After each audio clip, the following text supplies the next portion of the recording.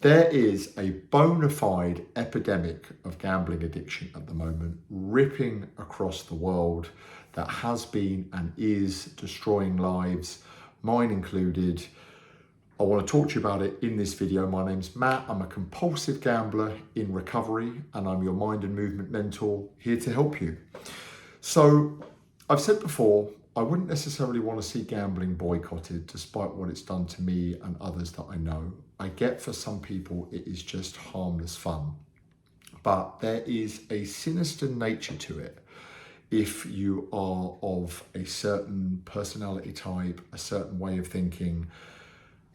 And it really does seem like it's causing a lot of people a lot of problems. The trajectory is so alarming. It is at such an accelerated rate.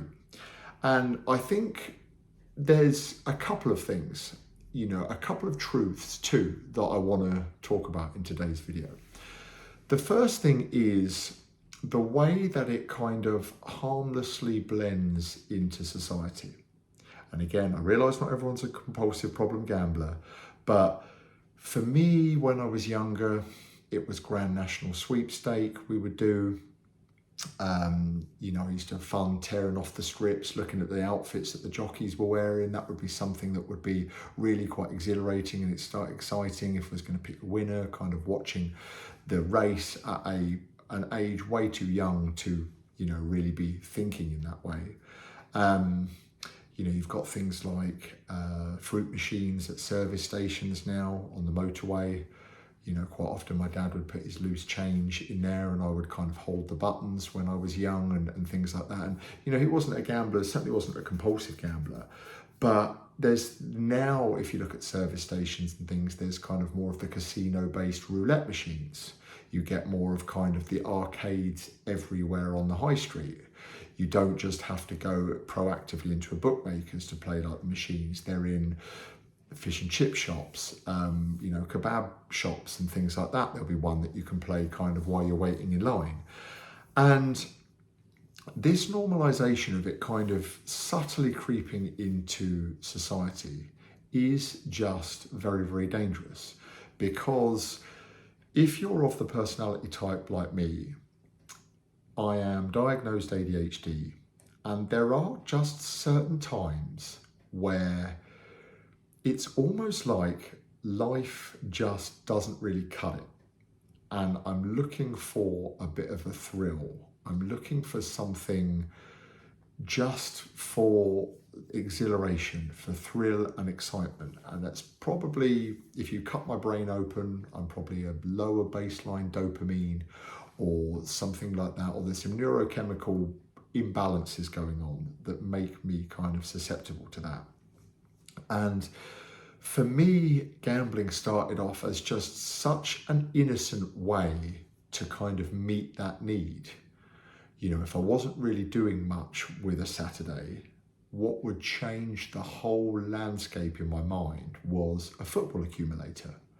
Pick a couple of teams that were playing, all kicking off at the same time, and then kind of constantly glued to the results, which back in the day, this is before smartphones and, checking scores on your phone, it would be kind of CFAX or teletext or something like that. And it was always just there as a kind of little pick-me-up. And I'm going off topic and slightly all over the place here, but here I am 8 months and 3.25 days without any gambling activity. And I can kind of feel that still in me now, how where I don't have too much on this weekend, it's such a default for me to go back into that place in my mind of just what will be a bit more exciting, that is legal, not really hurting anyone outside of myself, easily accessible, and it is just gambling. That is just, it's always there. And for so many people, it serves as that kind of coping strategy and that escapism. And when you get mixed up in the compulsive addictive side of it, you just realize that it's a fallacy. It can't ever meet the need that you want it to. There's something, to an extent more deeper going on, which varies from person to person, of an unmet need that you're trying to fill through that. And that can take a fair amount of sort of soul searching to identify. But all the time, everywhere you go is casino adverts, on the TV, late at night, set up to kind of pique your interest and to kind of pull you into that world. It really is damaging so many people, because it just promises it's going to meet that need that almost like you don't even quite know what it is, but it's going to just change your state a bit. It's going to just make your day a bit better. It's going to make your evening that little bit more fun. And, I say not everyone will fall foul of addiction, but it seems like the trajectory is so alarming. It seems like more people than ever are. And I think this is because of the availability. This is because of the marketing campaigns. They've got incredibly more sophisticated in ways to make you kind of, that James Bond-esque of we're playing roulette together. There's good looking people out in an evening, and gambling is something that's going to make things more exciting. It's going to kind of complete the evening. A lot of people are quite isolated and quite bored, and it just pictures itself in that I've got the answers. Now, I've struggled with addiction for so long that I understand logically of just how it will not help me in any way, shape or form. I understand if I place a bet today, the level of enjoyment I might get might go here, and then it's just going to slide down to a point where I just no longer have any control over my faculties. I'm chasing some perceived high that perhaps I momentarily experienced back here that's just not going to replicate again. But you watch enough adverts, you look at enough billboards, you get into enough, whether it's betting shops, watching the sport with the constant advertisements even in America, it's in things like the timeouts or the break in quarters in the basketball or American football, but before the football match, half time, after the football match, sometimes live odds running along the screen or running along the ground. It can really make you think that it's got the answers to changing your life for the better. And so many times I got pulled back into that. And this almost is a bit of therapy for me, this kind of video, because I won't say I can feel that happening. I'm always on guard against a relapse. But you might have seen that visual representation of addiction where there's like the bird that walks along and it sort of picks the button with its beak and it kind of lights up like a Christmas tree. It's like the first time doing the action, it's kind of just wow, like brain on fire, this is tremendous. And then it kind of plods along to the next one, and then it does it again, and it's like a fair bit but not quite as much. And then it speeds up its walking between kind of pushing the buzzer with its beak. It's really quite harrowing to watch. And by the end of it, it's kind of just sprinting from one button to the other, and it presses it and it just doesn't even change. It's just kind of full on poor posture.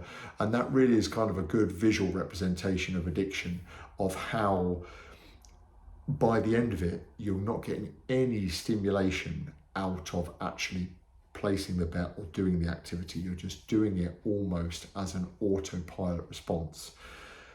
And the other point that I want to touch on is I do believe that the gambling companies, they've definitely got a role to play in this in kind of two ways. I think one is that they understand that X percentage of people are always going to be problem gamblers, and probably they're going to get a large percentage of their profits from them. You've heard all kinds of terrible stories about people being made VIPs and getting gifts, and have been maybe abstained from gambling, but like they're quote unquote high rollers, so they're very profitable customers, so they've been kind of invited to come back with an account manager that personally reaches out with them and sort of like pretends to be their friend and gives them win bonuses or free bets or things like that.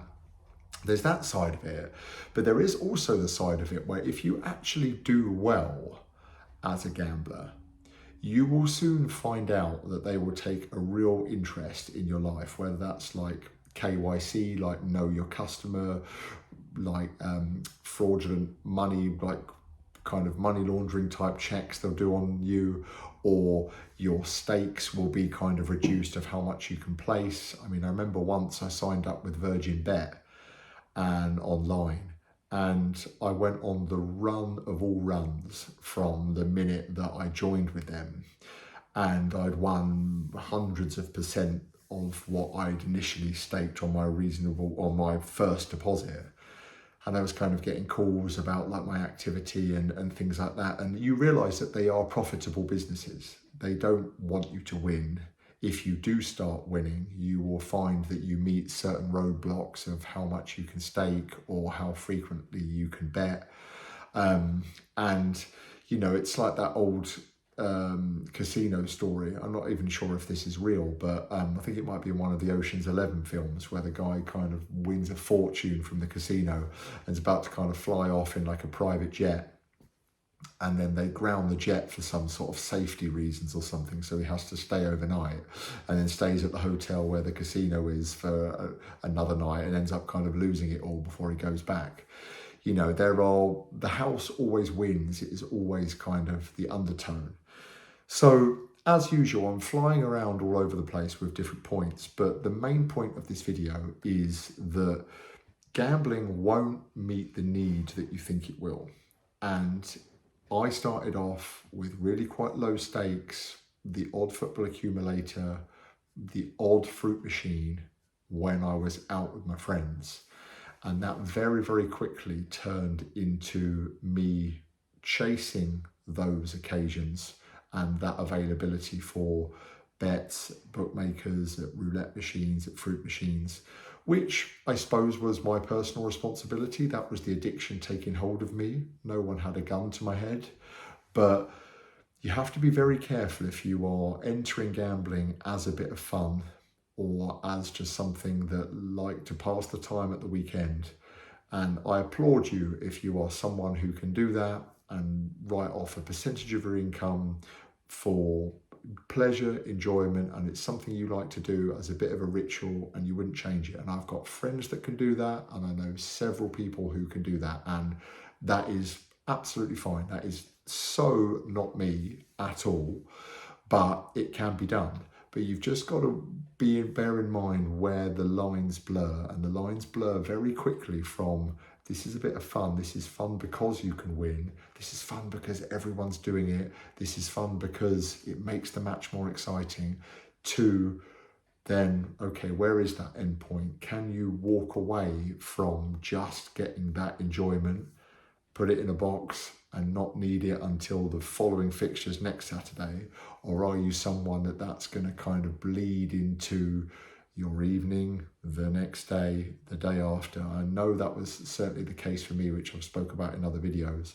That coupled with the fact that they are multinational corporations with people way more intelligent than me, sat round a table thinking about how you can play more, how they can increase the availability on your phone, how you can do things like reverse withdrawals and that now, which is obviously a big kind of human psychological trigger. You think you want to take your money out, you act on that, takes maybe a couple of days to process. So while you're waiting, you know, you can kind of reverse it.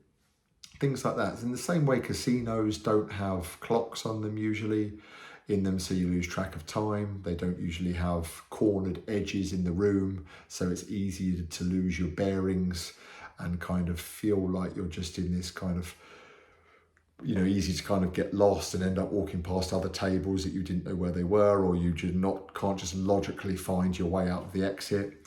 There is a dark undertone where people are trying to take your money, and it is worth just bearing that in mind.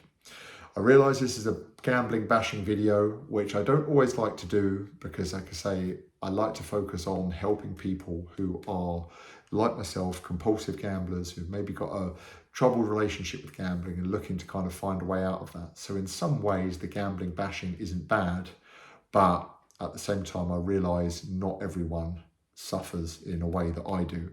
So thank you so much for watching, guys. If you enjoy this kind of content, please subscribe. It helps me reach more people about a topic that I'm incredibly passionate about. Feel free to comment below with your experience as well. I like to respond. I respond to all of the comments. Love connecting with you guys. Really grateful for everyone that watches my videos.